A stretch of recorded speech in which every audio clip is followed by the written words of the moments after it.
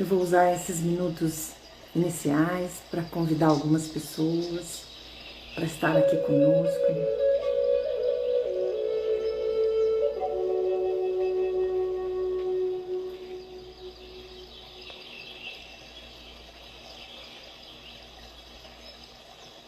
Para que a gente possa desenvolver juntos uma reflexão que se transforme em ação nas nossas vidas.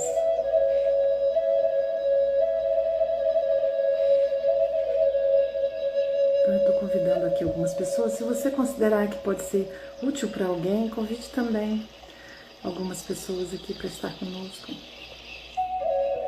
Pessoas que tenham interesse por esses temas. Nós estamos fazendo aqui um estudo sobre um livro, um estudo muito humilde, muito simples, sobre um livro gigantesco, um livro espetacular. Então eu estou aqui convidando algumas pessoas e te peço para convidar também, caso você ache que possa ser útil. Enquanto isso a gente vai dando um tempinho para poder começar. Com todas as pessoas aqui. É isso. Ai, que bom. Já tenho aqui Vanderlei, meu querido, Simone. Que bom que vocês estão aqui, Débora. A gente sempre inicia com essa atitude interna de receptividade. Porque os dias consomem a nossa atenção. Lígia, seja bem-vinda. E a gente vai perdendo essa preciosidade que é a atenção. Não essa atenção apenas para fora, uma atenção que a gente possa dar um tempo verdadeiro para olhar para dentro de nós. Então a gente vai respirando fundo para a gente poder entrar nesse capítulo 6 do livro A Chave para uma Boa Vida, de Joan Garriga. Esse capítulo é um primor. Aliás, os próximos dois são complementares. Laira, seja bem-vinda. E a gente vai criando aqui esse clima interno.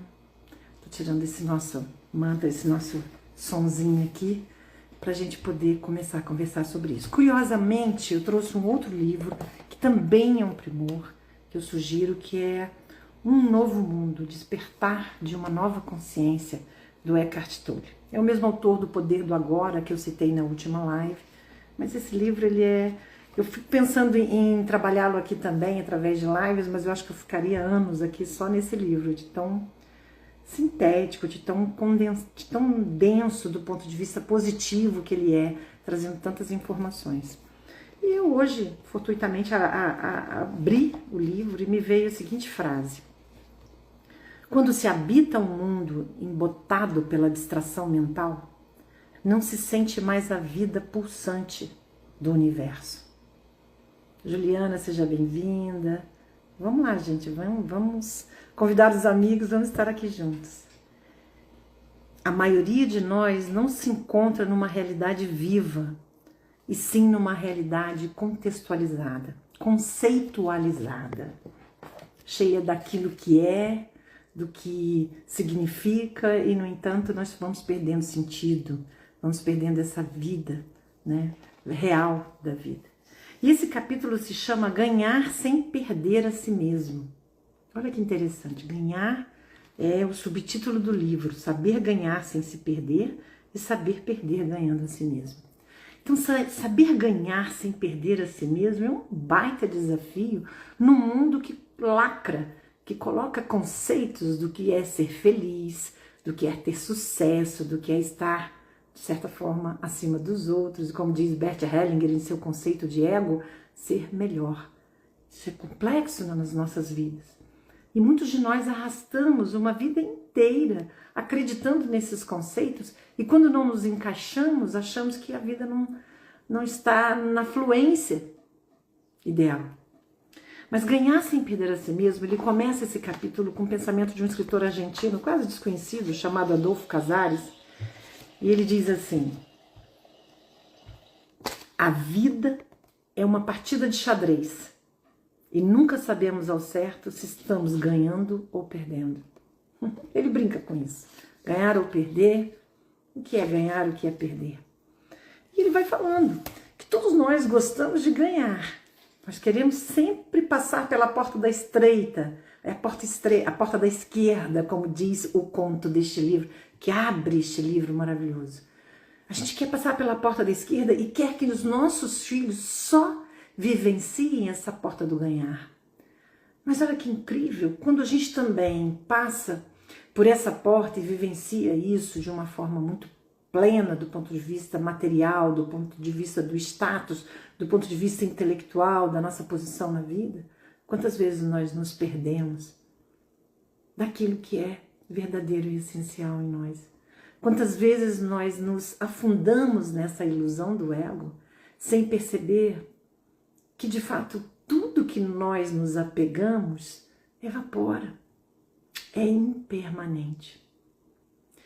Então, quando ele fala ganhar sem se perder, eu acho que, na essência, ele também está falando sobre o quanto que nós nos perdemos quando nos agarramos àquilo que é impermanente, que com o tempo vai evaporar de alguma forma ou outra. E ele vai dizendo lá pelas tantas no livro, né, que as pessoas, né, muitas vezes correm o risco de se confundir, acreditando demais que são especiais. E que seu sucesso se deve a méritos próprios, em vez de saber que são só instrumentos de uma vontade maior que as toma a seu serviço. Não é um conceito muito comum, uma forma de entender a vida muito comum nas rodas de conversa, por exemplo, dos nossos jovens. O que eles acreditam, e eu posso falar um pouquinho disso, porque tem uma longa história de trabalho com a adolescência, com a inteligência emocional dos adolescentes, e vejo comumente isso, que certamente receberam de seus pais, e receberam e foram nutridos também por essas ideias através do mundo como o mundo se estabelece, do mundo como o mundo se fixa nas aparências, se fixa nas coisas, no acúmulo, no ter, ao invés do mundo que se abre para o ser. Então, eu falo de cadeira isso, quanto ouvi de jovens presos, e hoje mais do que em outros tempos, muito amedrontados com o receio de não conseguir ter, de não conseguir atingir esse ganhar que o mundo vende. O mundo vende e muitas vezes adoece muitos de nós. Isso nos afasta de uma maneira muito forte, de uma maneira muito importante, dessa visão que no Oriente, nas filosofias orientais, é muito comum, essa visão. Carla, querida, Maria Ângela, Soraya, sejam bem-vindas, Elaine, nos afasta dessa visão de que nós estamos aqui a serviço. Que não somos nós, com essa personalidade finita, que passamos pela vida. É a vida que passa por nós. Nós somos um canal pelo qual a vida passa. E quando nós entendemos isso, talvez aí esteja a verdadeira morada do verdadeiro ganhar. Quando nós ganhamos realmente essa experiência de ser serviço à vida. Isso é uma compreensão que vai muito de contramão a tudo que nós ouvimos nas redes sociais, nas mídias, de uma forma geral. E eu penso aqui, olhando para os pais, para aqueles que têm seus filhos aí, ainda em desenvolvimento dentro dos seus lares, a importância de semear a valorização do ser, a valorização das virtudes que não perecem, que não terminam, daquelas que nós vamos deixar de alguma forma como exemplo, daí a eternidade, daquelas virtudes que nós vamos na realidade plantar através das nossas ações, das nossas relações de uma forma inabalável. Então, quando ele fala de ganhar sem se perder, ele está falando muito desse conceito, muito ainda precário e primitivo da nossa existência, de nos mantermos focados em chegar a algum ponto dentro de uma condição que na realidade está a serviço única e exclusivamente ao ego, única e exclusivamente a uma vaidade, a ideia de que nós podemos ser mais e por isso temos alguma coisa de especial, de grandioso, e com isso nos distanciamos do verdadeiro sentido da vida, do verdadeiro porquê estamos aqui. E ele vai dizendo, as pessoas podem se identificar tanto com o ganhar e com uma ideia tão inflada de si mesmas que perdem o contato com o jogo real da vida e com a ideia fundamental de que tudo é passageiro.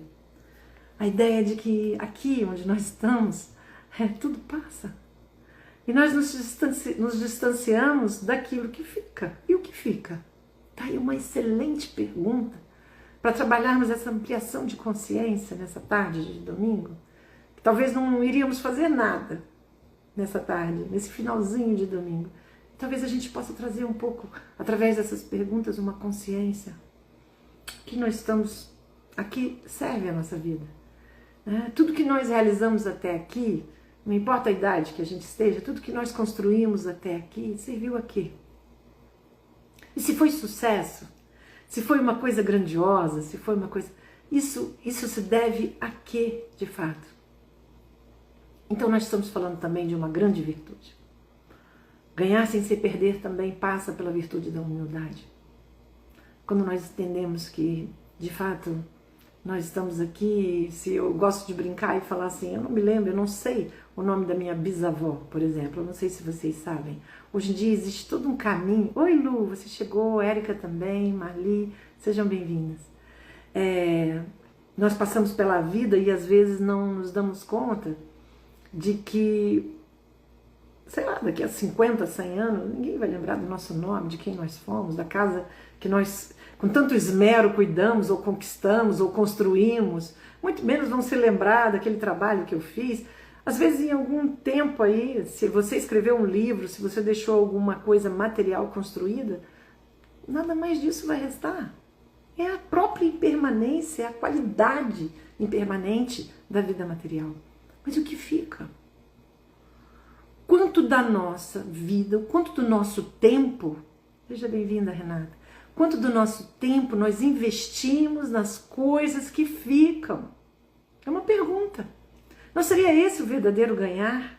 O verdadeiro abraçar aqui com a vida? É uma questão. Seja bem-vinda, Sandra. E ele vai dizendo, né?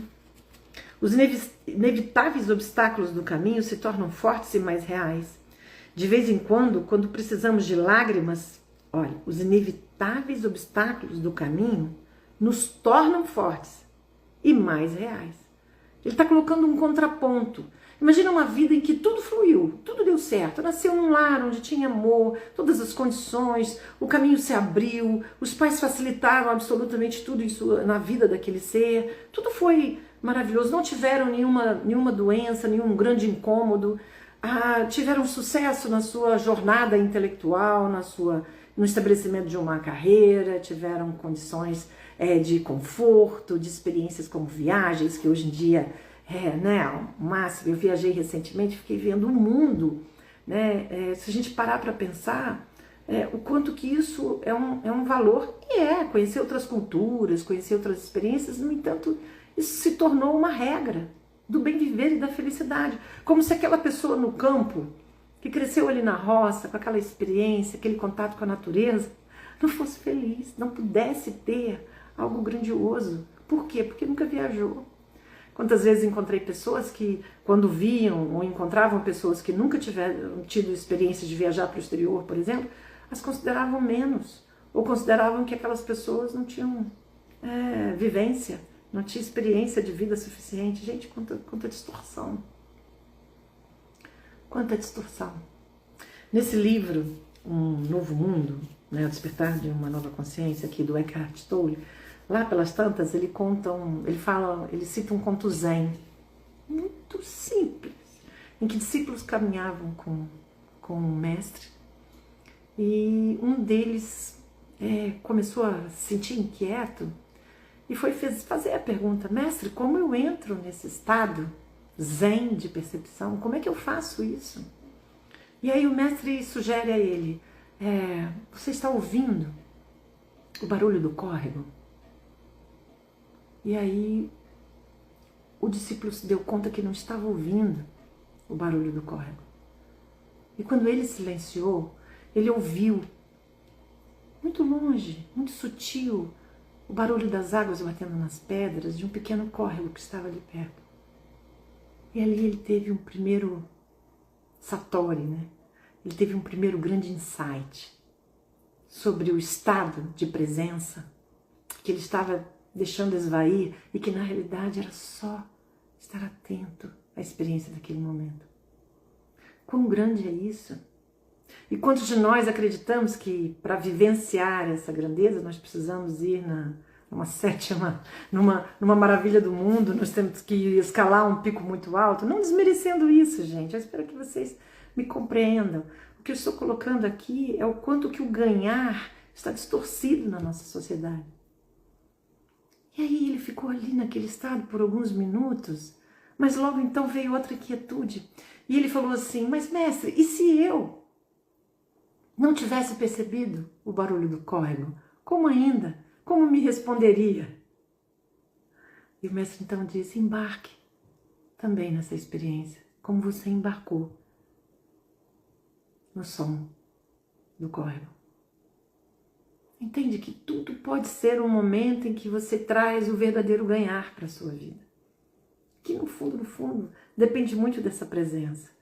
Desse momento em que você realmente encontra você e dá esse espaço de tempo a você para entender o que realmente acontece. Então ele fala que muitas vezes, aqui no livro do João Garriga, muitas vezes o perder, as coisas não darem certo, as coisas furarem a nossa expectativa, frustrarem a nossa expectativa, pode ser um caminho. Um caminho para uma experiência mais real diante da vida. Uma experiência mais completa diante da vida. Ah, Rose, obrigada por estar chegando aqui. Vamos lá, gente, vamos continuar. Então ele fala que de vez em quando a gente precisa de lágrimas para manter lubrificadas as dobradiças de nossa fragilidade e abertura emocional e de nossa proximidade com os outros. Quando nós estamos num ganhar, completamente absorvidos por esse ganhar, considerando que a nossa vida é um sucesso pleno, quantas vezes nós nos desconectamos daqueles que passam situações diferentes, ou mesmo daqueles que estão num nível igual, mas nós não estamos conectados com aquilo. Nós estamos completamente absorvidos por um espelho distorcido de nós mesmos, como se nós fôssemos exatamente aquilo que nós construímos. Nós não somos o que nós construímos. Nós somos. E às vezes é difícil compreender isso. Bem-vinda, Érica. Então ele vai falando que na experiência profissional dele, e eu comungo da mesma experiência, ele vai dizendo que ele viu algumas pessoas, que algumas pessoas encontram e mostram seu lado mais colorido, comovente, genuíno e vital exatamente quando vivem momentos de contração e de perdas, que as fazem sofrer intensamente. Isso é verdade. Eu coloquei isso num dos comentários do meu livro, No Amor Encontra a Paz. Eu coloquei isso, o quanto que sempre me chamou a atenção pessoas vivenciando situações extremas de dor e sofrimento e, no entanto, num brilho muito particular, criando para si mesmas capacidades que não tinham. Isso é incrível de observar, essa possibilidade que o perder também traz. Então a grande problemática muitas vezes humana é nós colocarmos esses ideais, esses conceitos do sucesso, da felicidade, e infelizmente muitos pais impõem isso aos filhos. E os adolescentes que ainda estão ali na estruturação, as próprias crianças de si mesmos, sem ainda terem encontrado a real motivação de suas vidas, ficam ali seguindo um script imposto de felicidade, de realização. E quantos mais tarde vão se deparar com um profundo vazio? Porque não era bem isso. Esse ganhar não os convencia totalmente, porque ganharam perdendo a si mesmos. E quantos de nós, pais, estamos realmente promovendo na vida dos nossos filhos a possibilidade de ganhar, de fato, no sentido do serviço à vida? É um desafio, gente, é um desafio muito difícil, porque o mundo vai dizer exatamente o contrário. Exatamente o contrário. O mundo vai dizer que ele tem que ter o primeiro lugar, o mundo vai dizer que ele tem que ser o melhor, o mundo vai dizer que ele tem que acumular materialmente muito, para que ele possa, de alguma forma, exibir sua grandeza. Isso tudo tornou-se um verdadeiro peso na mentalidade do jovem. Um peso, e eu costumo dizer que nós vivemos a era do medo. Daí nós estarmos afogados numa epidemia de ansiedade. E nessa era do medo que a gente vive, uma das coisas um dos fantasmas mais aterrorizantes é o medo de não ter sucesso para o mundo, não ter sucesso para si mesmos. Um dos medos mais comuns que eu verifico na juventude é não ter sucesso para o mundo. E sucesso para o mundo é um sucesso material. Não é o sucesso do ser, é o sucesso do ter. Porque o julgamento desse conceito de vida coloca as pessoas entre castas, melhores e piores, e com condições simplesmente na medida, numa medida distante da verdade e distante também do serviço. E ele vai dizer que algumas crises operam como se tivessem um presente implícito. Quando eu li isso, eu me lembrei de Richard Bach no livro Ilusões. Um livro simples. E que ele diz que por trás de todo problema existe uma bênção. E a gente não enxerga assim. Quando nós estamos ali diante de um problema, uma perda, uma frustração, uma contração da vida, nós só olhamos para isso. E não conseguimos enxergar que ali está um baita estímulo para o nosso crescimento. E que talvez nessa situação nós podemos também encontrar a nós mesmos na nossa força pessoal de lidar com os problemas. E muitos de nós alimentamos isso junto às pessoas que estamos, até com os nossos filhos, alimentando a ideia de que só podemos ganhar, não podemos perder. Então é interessante ele abrir esse capítulo com esse pensamento desse escritor argentino. A vida é uma partida de xadrez. E nunca sabemos ao certo se estamos ganhando ou perdendo. É preciso trazer essa consciência, porque nós podemos saber se estamos ganhando ou perdendo. Nós podemos saber através de uma conexão. Agora, dia 11 de outubro, eu vou fazer um workshop trabalhando exatamente esta conexão que nós perdemos. Perdemos a conexão com o nosso corpo, nós não sabemos. Estamos com uma dor, um incômodo, e a gente fala, não sei o que é isso, e precisamos de opiniões, e vamos aqui, muitas pessoas vão aqui para a internet para saber o que aquilo significa, e aí criam verdadeiros fantasmas, e aí entra a doença da hipocondria, a doença do medo da morte, porque nos desconectamos da vida em nós, nos perdemos de nós mesmos, nos desconectamos das nossas emoções. Quantas vezes, já citei isso aqui, chega ao meu consultório alguém e eu pergunto o que está se passando, o que você está sentindo, como você está, e a pessoa me responde, eu não sei, eu só sei que eu não estou bem, eu não sei. Isso é total desconexão, distância de nós mesmos, como se estivéssemos voltados para fora, e quando aquilo que lá fora não ocorre, não acontece exatamente como a nossa imaginação ou o mundo impôs, nós afundamos em profunda infelicidade, em distância. Então esse estado de presença, que a gente cita sempre aqui nas lives, é muito importante, que esse momento de reflexão que nós estamos aqui, e você que vai assistir mais tarde, que eu sei que muita gente assiste depois, que possa ser um momento de reflexão, de olhar para dentro de você e ver o seu ganhar.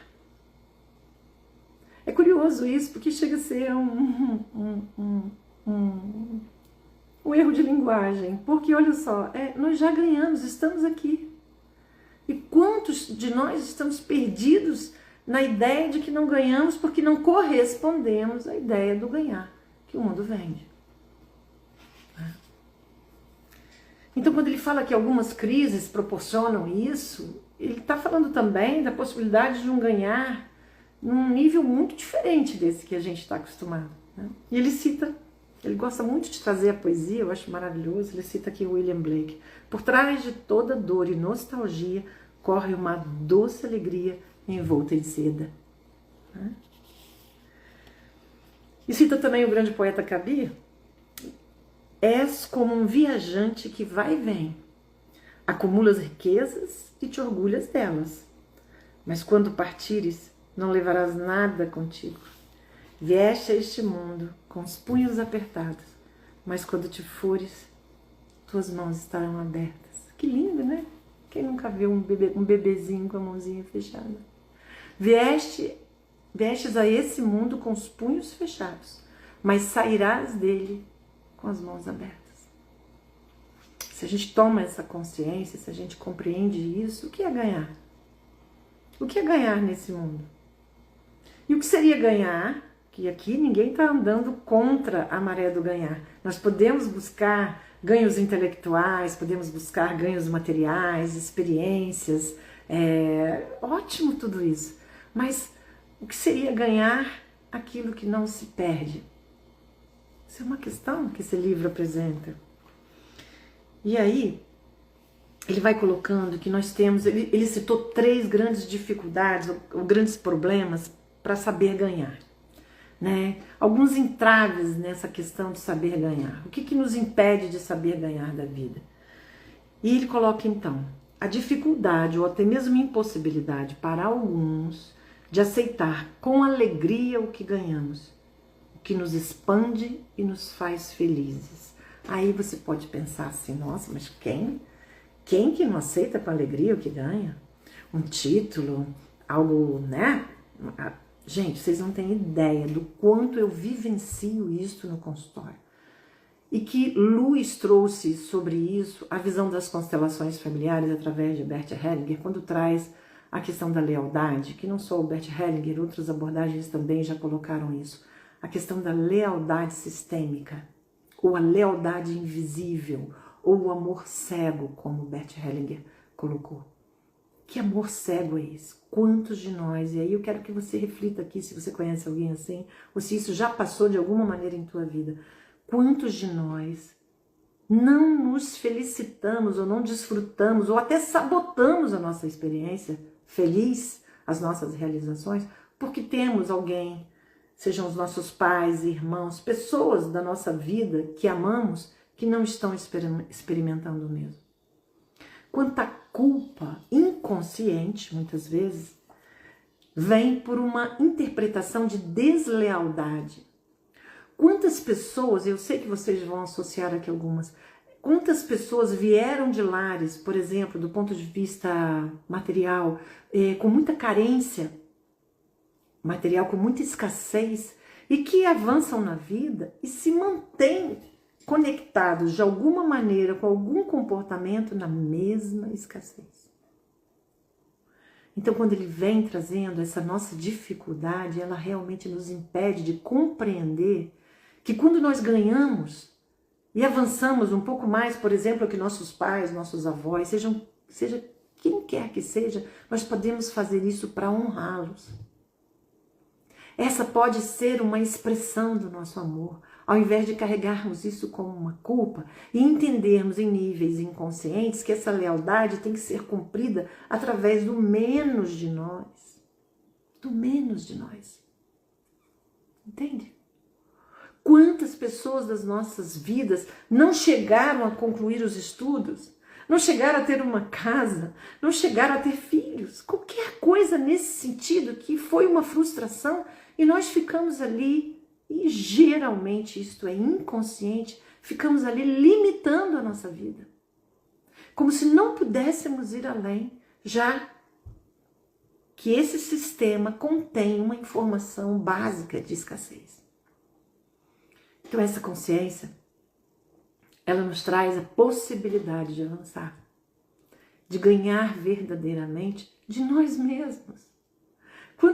Quantas conquistas que nós temos, eu tenho certeza que as pessoas que estão me ouvindo aqui vão reconhecer em si quantas conquistas nós temos que vieram do nosso esforço, da nossa capacidade, da nossa entrega.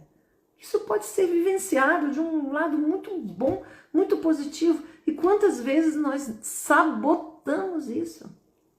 Existe uma estatística, não sei até quanto ela é verdadeira ainda, mas eu me lembro de ter assistido uma reportagem sobre isso. Existe uma estatística de que pessoas que ganham na loteria, mais de 70% das pessoas que ganham na loteria perdem tudo. essa é uma hipótese, de dificuldade de receber um novo status, um ganho, essa dificuldade de ganhar e se sentir merecedor disso. Quantas coisas na nossa vida, e eu estou falando de coisas, mas eu posso estar falando aqui de relacionamentos. Quantas pessoas tiveram antecedentes de frustração no casamento, de relacionamentos ruins, das mães, dos pais, e passam na vida não se permitindo. Quando surge uma possibilidade de um relacionamento saudável, sabotam e não vivem aquilo completamente, ou simplesmente se fecham e não vivem nada. Entende?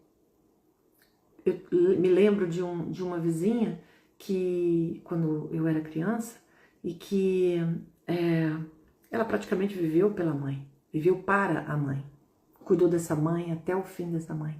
3 meses após a partida da mãe, ela se foi. Ela se foi sem nenhuma doença grave, sem nada que pudesse justificar aquela partida tão repentina. O quanto não era suportável ela ficar. Sendo que a mãe foi, quanta lealdade invisível, quanto amor cego, que não nos leva a nada. Porque isso não é um ganho. Isso não é um ganho. É uma recusa em abraçar aquilo que nos foi dado. A nossa capacidade, a nossa vida, o bem da vida que nos foi dado, mesmo que seja através das nossas próprias conquistas. Então eu vejo nessa minha longa caminhada aí como terapeuta, muitas pessoas na experiência da autossabotagem. Com tudo. Com a relação com a energia que é o dinheiro, com a relação entre as pessoas, com amizades, com absolutamente tudo. Como se não pudessem enxergar em si mesmas e receber a si mesmas, como se não pudessem realmente ganhar. Então ele coloca essa como uma dificuldade importante. E ele fala assim que devemos saber que a lealdade boa, que é citada inclusive no conto, está no mais, não no menos. Ser leais a nossos entes queridos e antepassados, em geral, significa permitir que seus bons desejos de expansão nos guiem, que os sorrisos se imponham sobre as lágrimas. Tão bonito isso, não é? Eu tenho um exercício que eu faço em muitos dos meus workshops de constelação familiar, que é um exercício sugerido por um grupo de pessoas que construíram um livro muito, muito bom. Depois eu posso até trazer o título exato deste livro aqui, que são vários exercícios sistêmicos, e esse exercício se chama corredor ancestral, se não me engano. E eu coloco as pessoas, né, em um corredor, e as pessoas vão passando ali, as pessoas do corredor estão representando os antepassados, aqueles que vieram antes, e as pessoas, então, uma a uma vai passando por esse corredor, né? Eu brinco que é um corredor polonês ao contrário, porque é um corredor de amor.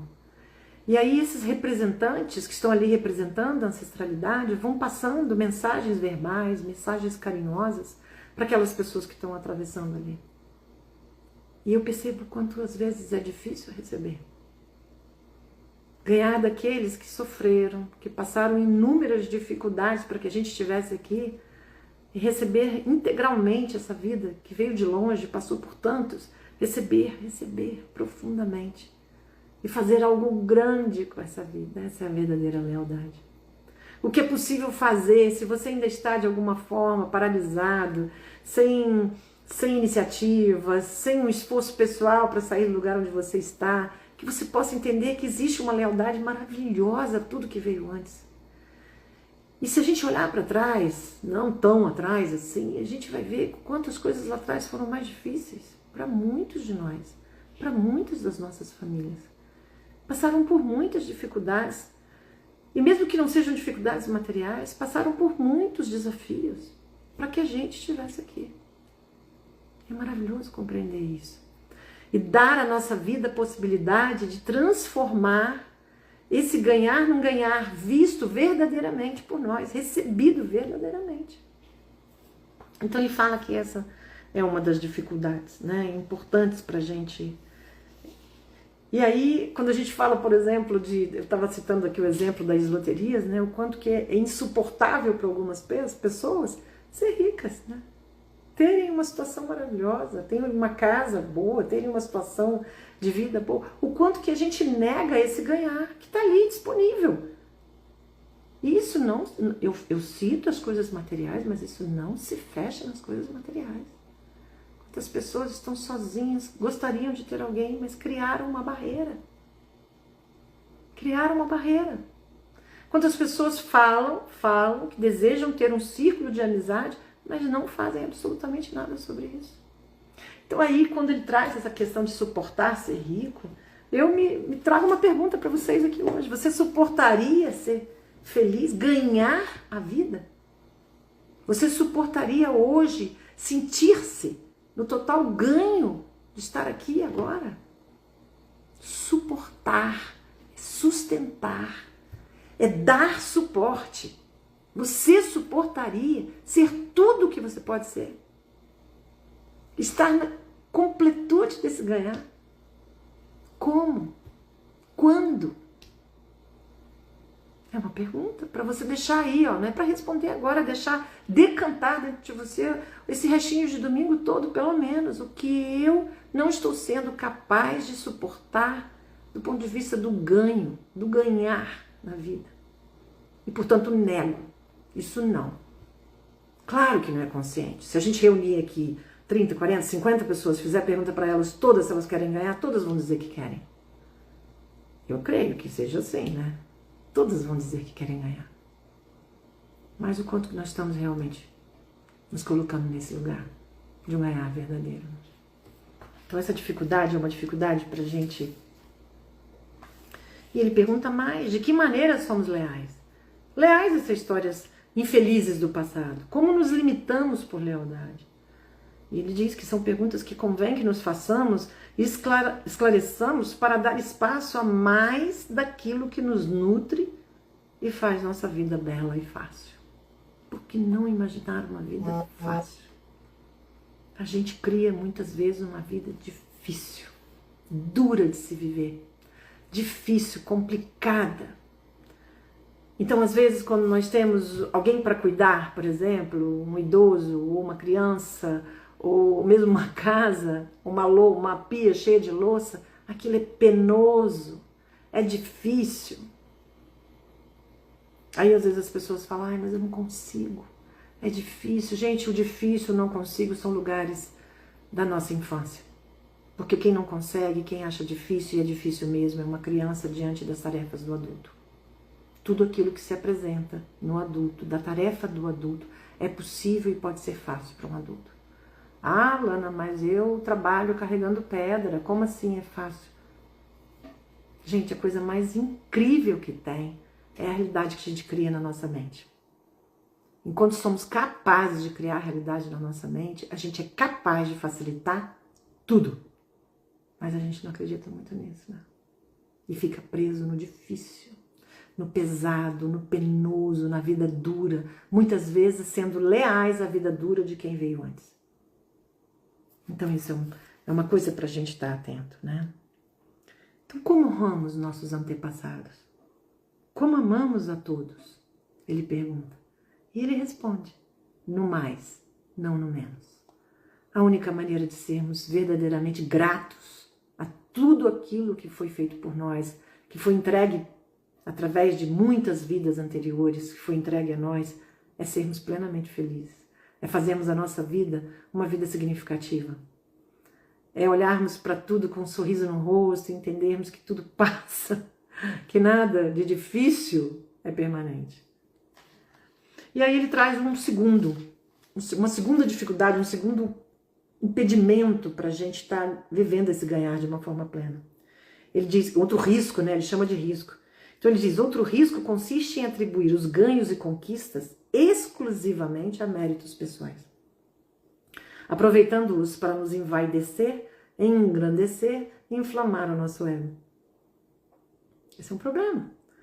A gente acreditar piamente que a gente conseguiu sozinho. Meu Deus, quem é que consegue alguma coisa nesse mundo sozinho? Nós somos seres gregários, nós dependemos 24 horas de alguma coisa que alguém está possibilitando. Eu estou aqui falando com vocês pela internet, quantas pessoas estão por trás desse movimento. Eu estou aqui, né, vestindo uma roupa, eu estou aqui com o ar-condicionado ligado. É muita coisa que compõe uma vida, né? É tão bonito quando o Thich Nhat Hanh fala do interser. Esse conceito do interser, no sentido de que tudo interage o tempo todo. Então, quando a gente se confunde, Christian, Eliana, obrigada por estarem aqui. Quando a gente se confunde acreditando que, na realidade, esse mundo, né, pode ser, meu sucesso pode ser visto pelo mundo como uma coisa única, extraordinária, que só eu consigo, que só eu fui capaz, quanta distorção e quanta vaidade nisso. Então, quando nós entendemos, né, que, na realidade, o meu ganhar envolve todo um conjunto. Ele é um ganhar interativo, ele é um ganhar onde todos estão ali de alguma forma envolvidos. Eu realmente estou vibrando na virtude da humildade. Quando eu entendo que esse ganhar, esse estar a serviço de uma forma brilhante, muitas vezes, é maravilhoso, sim, eu posso receber isso como uma coisa boa. No entanto, isso não é exclusivamente de um mérito pessoal. E ele diz assim: essas pessoas não entendem que também em suas conquistas e realizações foram instrumentos da vida que anseia realizar a si mesmas, a si mesma. O quanto nós estamos a serviço, novamente ele traz isso, essa consciência de que essa vida não está aqui para simplesmente me realizar, ou realizar essa personalidade, realizar essa pessoa, realizar às vezes essa família, né? Aquelas pessoas que têm muito essa força da consciência de grupo, né? Estou aqui para realizar essa família, para deixar para minha família isso e aquilo outro, esse legado. Na realidade, nós estamos aqui a serviço de algo muito maior, a serviço da vida. E é maravilhoso compreender isso, porque é humilde. Porque eu sou como uma célula desse corpo único que vibra a serviço da fluência, da vibração positiva de tudo. Então ele diz, as pessoas que conseguem muito e não se perdem são as que se mantêm humildes e apontam para algo maior, e não para si mesmas, como responsável por seus sucessos e contribuições, sem deixar de reconhecer todos os esforços, sacrifícios e proezas inerentes ao que obtiveram, bem como os consequentes merecimentos. É lindo isso, né? Então, quando a gente não concebe, aí o terceiro risco, o terceiro obstáculo que ele coloca, quando a gente não concebe o ganho realizado como serviço à vida e à comunidade, é como se a gente colocasse uma barreira nesse rio que flui. E o rio deixa de fluir, porque se ele é só para mim, né? Imagina se eu me coloco no lugar de fonte, né? De uma fonte única e reverto toda essa fluência só para mim mesmo. O que acontece? O que acontece com a fonte? Qual o sentido da fonte? Eu posso até me perceber como uma pessoa que conquistou algumas coisas, mas que eu possa compreender que isso que foi realizado é um serviço à vida. É um serviço à comunidade, aquela que está ali na minha proximidade. É maravilhoso perceber isso. E ele diz, nem sempre é fácil, mas devemos tentar entender que todas as portas que nos expandem, ao mesmo tempo expandem a vida. Olha que lindo! Então, quando eu estou nessa compreensão, eu posso me amar, eu posso amar aquilo que eu realizo, mas sem me apegar. Ele não usou essa palavra apego aqui, mas eu estou colocando aqui o quanto de apego nós temos a esta imagem de sucesso, como se fosse minha. Minha, né? Quantas coisas eu estou apegada, presa, sendo que no fundo, é só um serviço à vida. Como a gente disse agora há pouco, tudo isso não vai ter permanência. Né? Eu estou aqui só, a vida passa por mim. Essa fonte não começou em mim, essa fonte do sucesso não começou em mim, não terminará em mim, ela passa por mim. Se você atingiu algum estado de consciência, algum estado de alguma conquista, que entenda que isso é uma passagem, uma experiência de serviço à vida. Ele diz aqui que perguntaram para o Bert Hellinger o que é felicidade. O que seria felicidade para ele?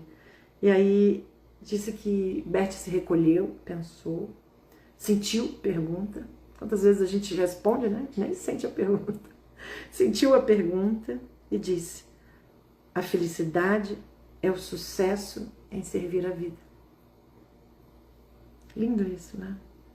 A felicidade é o sucesso em servir a vida. E o que a gente ouve normalmente? A felicidade é o sucesso.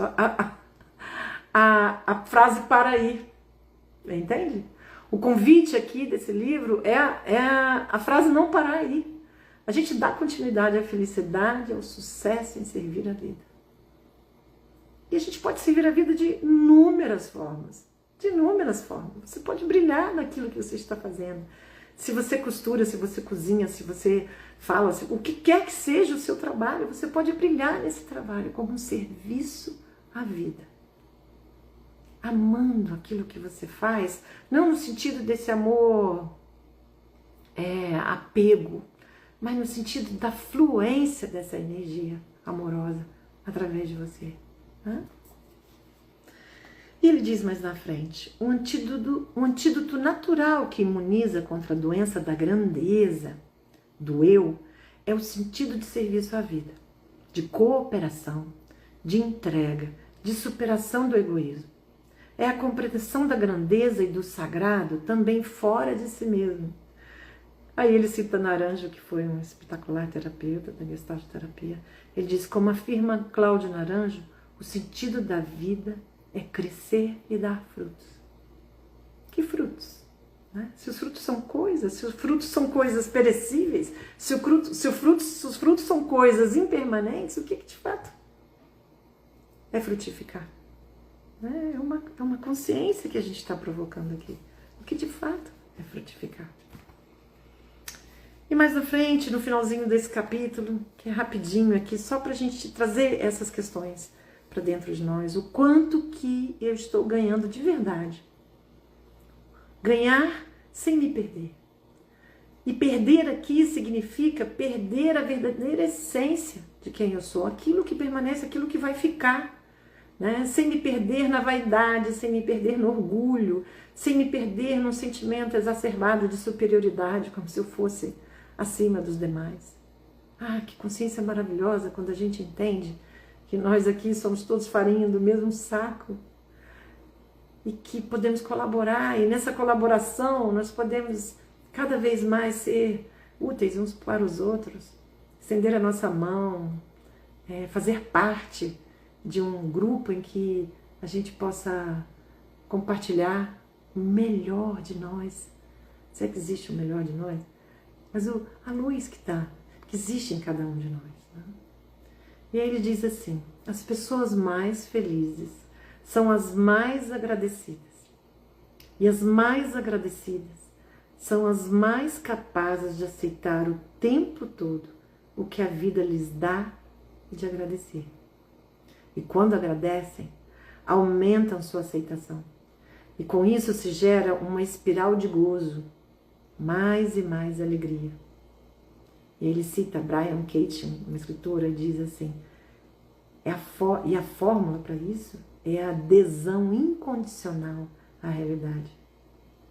Porque quando nos colocamos contra a realidade, simplesmente sofremos. Então, aceitar e agradecer.